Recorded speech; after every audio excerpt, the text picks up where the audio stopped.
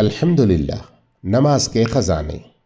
Number 28 فجر اور عصر نماز کی اور فضیلتیں۔ با جنت میں داخلہ۔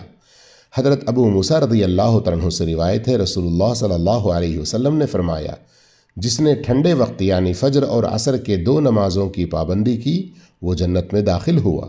بخاری 574، مسلم 635۔ جیم جہنم سے نجات۔ حضرت عمارہ بن رعیبہ رضی اللہ تعالیٰ عنہ بیان کرتے ہیں کہ میں نے رسول اللہ صلی اللہ علیہ وسلم کو فرماتے ہوئے سنا، جو کوئی سورج نکلنے سے پہلے یعنی فجر نماز کی اور سورج غروب ہونے سے پہلے یعنی عصر نماز کی پابندی کرتا رہا وہ ہرگز جہنم کی آگ میں داخل نہیں ہوگا۔ جو ان 2 نمازوں میں سستی کرتے ہیں ان کے لیے ترغیب ہے، دوسری نمازیں چھوڑنے کی اجازت نہیں۔ صحیح مسلم 634۔ دال اللہ کی حفاظت و ضمانت۔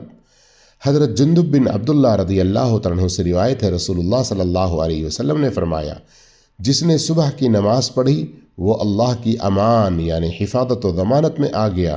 غور کرو کہ اللہ نے جو چیز اپنے امان میں رکھی اس کے بارے میں کہیں وہ تم سے مطالبہ نہ کرے۔ صحیح مسلم 657۔